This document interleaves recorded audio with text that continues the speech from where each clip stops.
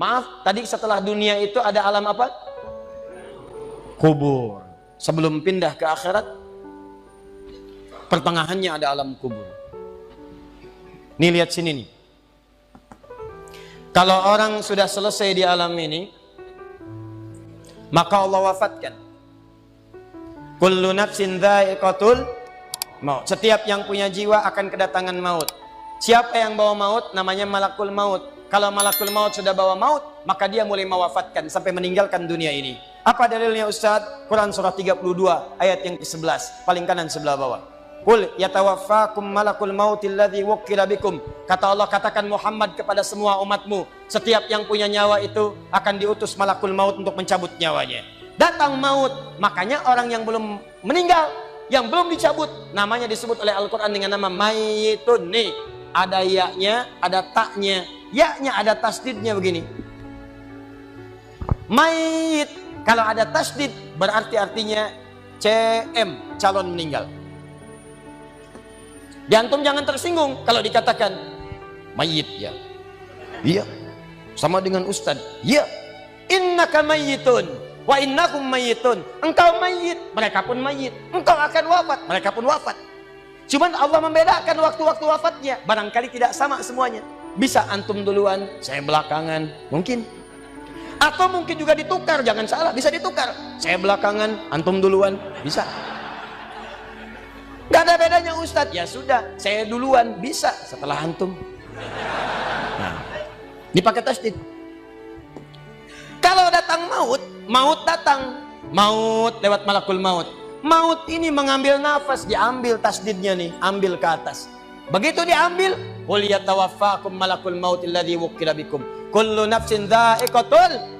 Ya ayyatuhan nafsul mutmainnah, sesuatu yang tenang. Dalam bahasa Arab disebut dengan sukun. Sukun itu tenang, alamatnya sukun bulat. Bulat ini kalau jadi bulat dalam ilmu loghah, bulat jadinya, hilang tasdidnya. Maka kalau mayit itu artinya nyawanya sudah tidak ada. Mayitun masih ada nyawa, diambil malakul maut jadi mayitun. Nih alam kubur. Begitu pindah ke sini, datang malakul maut, dicabut nyawanya, maka diwafatkan, ditinggalkan dunia ini. Maka orang mengatakan telah meninggal dunia. Artinya apa? Ditinggalkan dunianya. Lihat sini, fokus. Karena alam kubur beda sifatnya dengan dunia, lain tempatnya, lain keadaannya, maka lain pula bekalnya. Jangankan alam kubur, beda tempat di dunia saja sudah beda keadaannya. Anda orang Indonesia ingin datang ke Malaysia, kalau bekalnya tidak ada Anda bawa, tidak akan mungkin Anda bisa masuk. Apa di antara bekalnya? Ada paspor yang mesti distempel begitu masuk imigrasi. Pergi lebih jauh lagi, misalnya saya pengen ke Australia, maka Anda harus ngajukan untuk mendapatkan visa. Lebih jauh ke Amerika, visanya bisa lebih sulit lagi. Maka bagaimana dengan alam kubur yang sifat keadaannya beda dengan dunia? Makanya bekalnya pun tidak akan sama. Jadi kalau Anda cuma mengumpulkan bekal dunia, maka semua bekal itu akan ditinggalkan saat di dunia. Maka orang mengatakan meninggal dunia, maksudnya meninggalkan dunia dengan semua bekalnya. Nih, maaf ya, jam dunia, baju dunia, handphone dunia, gelas dunia. Jadi semua yang kita dapatkan di dunia, rumah yang luaskah, mobil yang mewahkah, pakaian yang glamourkah, kalau sudah meninggalkan semua alam dunia itu, maka hilanglah semua yang kita kenakan. Habis semua kita tinggalkan. Walaupun Anda koleksi yang bagus-bagus, tetap tidak akan pernah dibawa. Jangankan Anda, yang mengantarkan saja tidak akan menyertakan. Silahkan cek. Anda punya koleksi mobil paling bagus, apakah saat wafat dikuburkan dengan mobilnya? Tidak. Anda punya handphone paling mewah, kenangan tingkat tinggi. Di handphone itu suka dipakai bikin status tentang hadis, tentang ayat, tentang tafsir. Tiba-tiba ketika akan wafat, Anda wasiat kepada istri Anda tercinta. Mama, ini handphone kesayangan Papa, handphone bekal ibadah. Tolong kalau meninggal, kuburkan dengan handphonenya. Kalau Mama kangen, miss call aja. Mustahil. Tuh air, mereknya Bengkulu Fillah. Nikmat di dunia, tapi apakah ketika masuk ke alam kubur dibawa? Tidak. Selesai.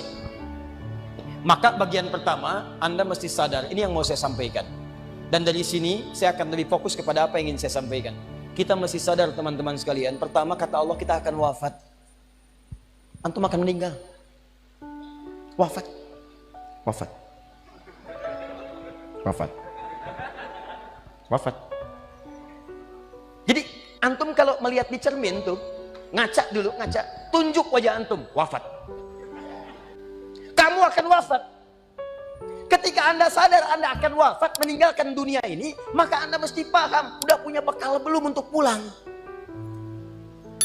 Udah punya persiapan belum? Jangan-jangan Anda sibuk menyalakan rumah dunia Anda. Begitu padam listriknya, sibuk telepon PLN, telepon ini, telepon itu. Masuk ke alam kubur nggak ada cahaya, mau PLN mana yang dihubungi? PLN yang datang malaikat mungkar. Menerbuka. Siapa Tuhanmu? Siapa nabimu? Apa kitabmu? PLN. Gelap. Gelap dan gelap.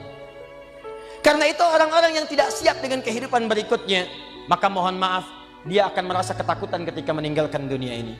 Bahkan ada yang saking takutnya, malaikat langsung bergerak untuk memaksa dia cepat meninggalkan tubuh dunianya. Muncul Quran surah ke-8 ayat ke-50. Kata malaikat, akhriju anfusakum. Kamu ini susah banget pulangnya, maka dipukulin oleh malaikat. Pukul, pukul, pukul, pukul. Teman-teman, karena alam kubur itu bekalnya bukan bekal dunia, maka Anda tidak akan pernah bisa membawa cahaya dunia ke alam kubur. Maka saya ajak Anda pada malam hari ini, coba ayo kita berubah. Tolong pikir baik-baik, tidak akan ada yang abadi. Dan besok pun belum tentu hidup. Demi Allah saya katakan, Allah bisa mewafatkan kita pada malam hari ini. Saya cuma mau tanya sebentar aja merenungkan. Tolong tanya pertanyaan saya ini, tanyakan pada diri Anda sebelum tidur. Kalau Allah wafatkan Anda pada malam ini, sudah siapkan Anda dengan bekal pulang Anda kepada Allah. Karena itu hukum mengatakan, orang yang tidak punya bekal, maka dia tidak siap untuk mudik. Tuh lihat Ramadan tuh. Ntar sebentar lagi, tersisa tinggal 2-3 bulan ke depan, datang bulan Ramadan. Begitu di ujung Ramadan, orang semua siap-siap mudik. Demi Allah saya katakan, saya pernah mengadakan survei kecil-kecilan. Saya tanyakan pada sementara orang yang tidak mudik, saya tanya kenapa nggak mudik? Ustadz, nggak ada bekal. Dunia saja tidak punya bekal, malu mudik. Tidak punya bekal, susah mudik. Tapi yang punya bekal, oh dia nyari sebanyak-banyaknya. Begitu sebelum berangkat, tiba waktunya raya, dia siapkan. Bahkan ada yang kemudian mencari motor terbaik. Motornya Honda bebek, bekalnya singa. Motornya bebek, bekalnya singa. Karena bekalnya lebih banyak dibandingkan dengan sifat kendaraannya. Kendaraan kecil, motornya modifikasi. Tambah lagi pelepah pisang. Tambah lagi dus satu. Tambah belakang yang lain lagi. Numpuk semua di belakangnya. Dituliskan kemudian tulisan, aku pulang sayang, jemput ya. Masya Allah. Luar biasa. Kenapa? Karena tahu dia punya bekal untuk pulang.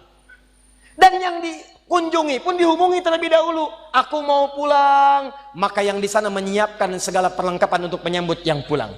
Silahkan cek. Begitu tahu akan ada yang pulang mudik, maka rumah dicet. Makanan diada-adakan. Semua dimunculkan. Bahkan yang tidak ada pun menjadi ada. Cuma setahun sekali. Luarnya kongwan, dalamnya rangginang. Idul Fitri. Anda pun begitu. Jadi kalau dunia saja punya sifat mudik, maka akhirat pun demikian. Orang-orang yang punya petanya cuma dunia saja, maka selesai hidupnya di sini.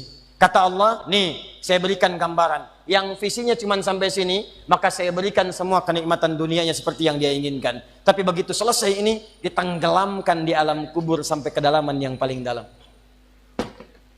Turun ancaman. Allah tidak menginginkan semua manusia larut di sini. Tapi kata Allah, saya tidak maksa. Nih saya berikan gambaran kepada Anda. Kata Allah, turun surah Al-Humazah. Wailul likulli humazatin alladzi jama'a malahu wa yahsabu anna malahu akhlada. Kata Allah, hei yang terlampau sibuk dengan dunia. Suaminya sibuk cari harta, hitung lagi, hitung lagi, hitung lagi.